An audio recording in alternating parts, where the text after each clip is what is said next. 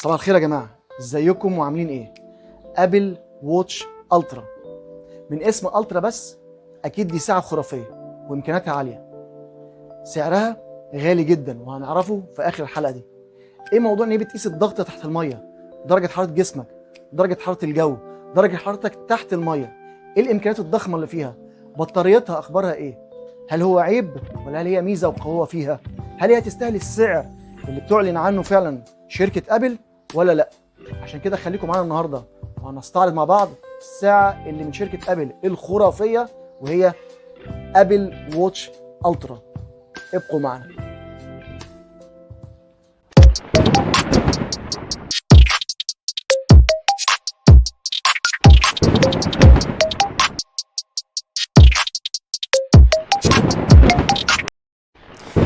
اعزائي المشاهدين، ازيكم واخباركم ايه؟ يا رب تبقوا بخير.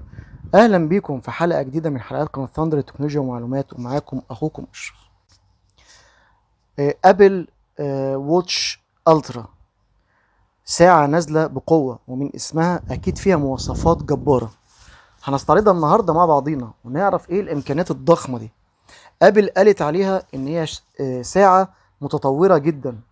وانا بصراحه النهارده وانا بحضر السكريبت بتاعها اكتشفت ان الساعه فيها فعلا مواصفات جباره جدا، قويه، غير بطاريه برضو كبيره برضو وقويه.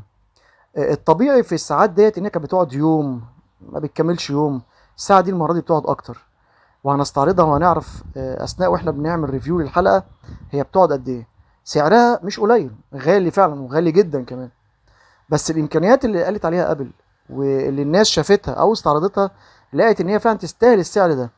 وزي كعاده ابل طبعا عشان الحاجات بتاعتها بريميوم، فتخيل بقى لما الساعه دي تبقى كاتيجوري جديد وشغل جديد هيتكلف كام؟ اكيد طبعا بيبقى السعر بتاعها غالي جدا. الساعه اللي معانا النهارده وهي ابل ووتش الترا، هنشوفها ونشوف امكانياتها، الشاشه، البروسيسور، الامكانيات بتاعتها والفيتشرز بتاعتها، السنسورز بيعملوا ايه بالظبط. كل حاجه هنشوفها وهنستعرضها مع بعضينا وهنشوف كده تستاهل السعر ولا لا. بس قبل ما استعرض الساعة لحضراتكم، مش هنسى زي كل مرة اوصيكم ما تنسوناش السبسكرايب، اللايك، الشير في كل مكان، الكومنتس، وهنرد على حضراتكم على طول. زر الجرس لو سمحتوا فعلوه عشان تعرفوا كل جديد جاي لكم.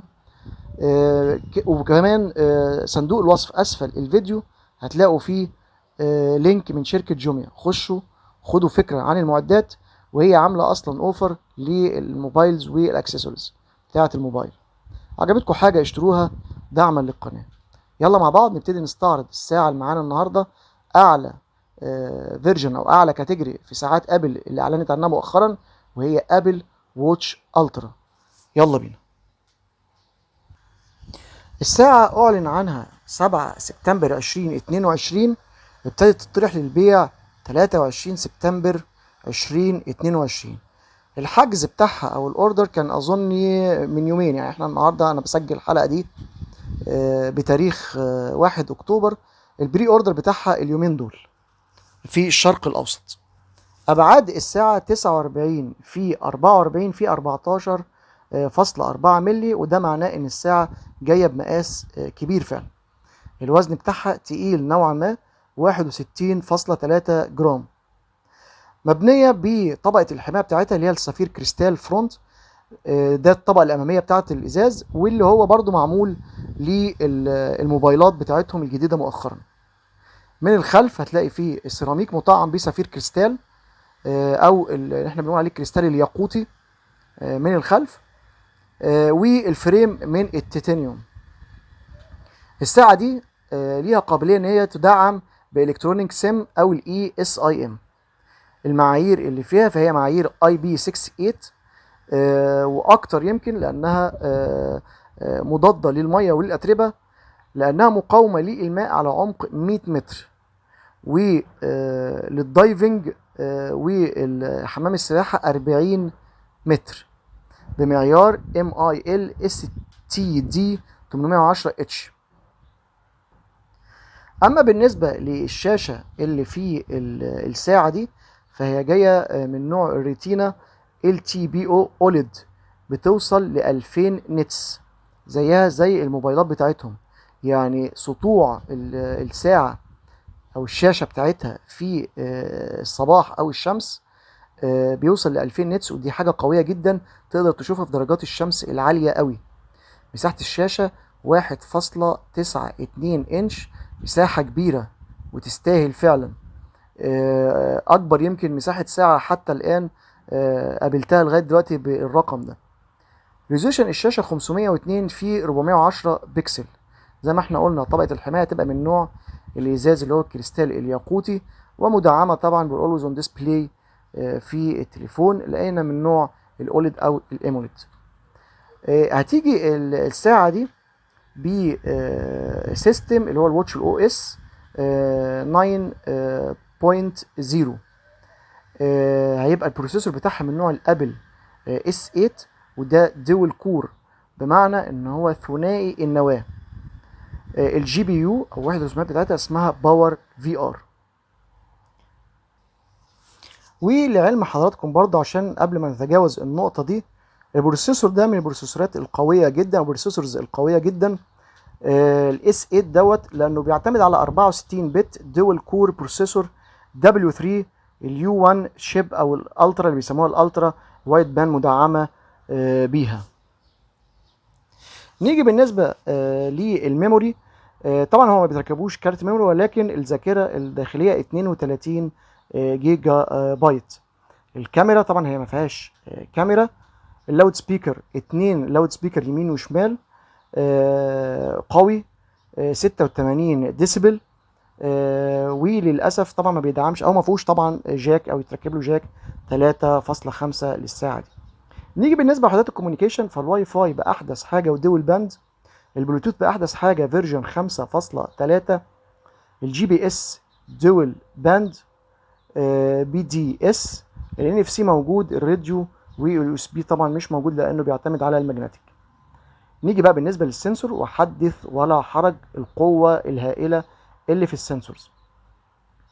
الساعه دي فيها كميه سنسورز عاليه جدا وكميه امكانيات ضخمه، من ضمنها بتقيس ضربات القلب، الضغط، تدفق الدم، الاكسجين في الدم، درجه حراره الجسم، درجه حراره الميه، العمق، الضغط تحت الميه لغايه 100 متر، الضغط الجوي. كتير جدا، فيها حاجات كتيره قوي قوي قوي اعلنت عنها ابل، وقالت ان الساعه دي ساعه خرافيه وقويه جدا.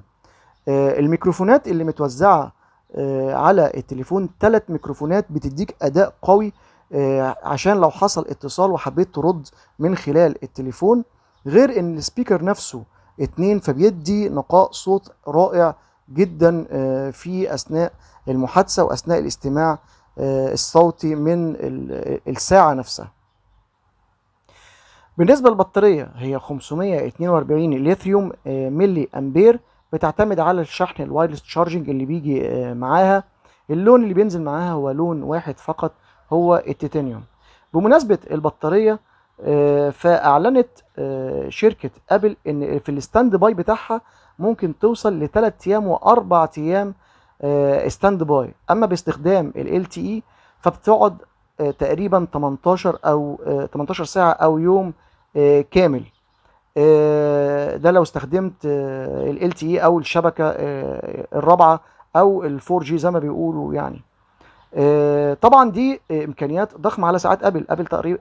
طبعا اللي يمتلك منكم ابل واتش عارف كويس جدا ان درجه البطاريه بتاعتها بتستحمل حتى يوم واحد فقط او بضع ساعات من اليوم نفسه، يعني ممكن على نص اليوم تيجي تلاقيها خلصت، وده طبعا كانت حاجه سيئه جدا في ساعات ابل. اخر حاجه او قبل الاخيره، محتويات العلبه بتيجي فيها الساعه وبيجي فيها الاستراب او الاستيك اللي انت حضرتك بتختاره، وبيجي معاه طبعا الكتالوج والشاحن بتاعها الوايرلس. نيجي بالنسبه للسعر المقدر للساعه دي، فهي اتطرحت من قبل ابل ب $800، يعني تقريبا ب 16,000 جنيه مصري. طبعا ده سعر عالي جدا، او اعلى ساعه او اعلى سعر لساعه سمارت ووتش على مستوى الشركات. ولكن للامكانيات التقيله اللي فيها دي، قولوا لي ارائكم، هل هي تستاهل فعلا؟ هل الامكانيات اللي فيها الضخمه انتوا بتستخدموها عشان تتكلف السعر ده؟ آه، يعني انا شايف ان هي سعرها غالي قوي. المهم، احنا هنا وصلنا لنهايه الحلقه. يا رب تكون الحلقه عجبت حضراتكم. قولوا لنا رايكم ايه. ما تنسوناش السبسكرايب، اللايك، الشير في كل مكان، الكومنتس، وهنرد على حضراتكم على طول. زر الجرس فعلوه. صندوق الوصف اسفل الفيديو في لينك من شركه جوميا. خشوا خدوا فكره، ولو عجبتكم المعدات اشتروها، او الاكسسوارز اشتروها دعما للقناه. شكرا جدا لحسن استماع حضراتكم، والسلام عليكم.